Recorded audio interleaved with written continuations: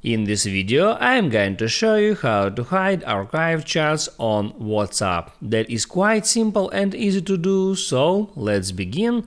And first, open up your WhatsApp application, and now here at the top you can see archive.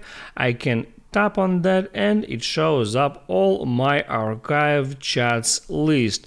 So I can open up some of the chats if I want, but how to remove that row from here? And there is a simple trick, and all you have to do is to go into your settings, and there you have to turn off that option, keep chats archived.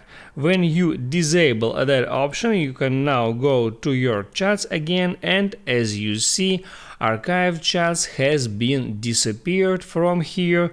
And now to show up archive chats again, all you have to do is swipe down in that way, and now it shows up again. You can enter it and use it if you want, and if you want to hide it now, all you have to do is swipe up and swipe down and it disappeared.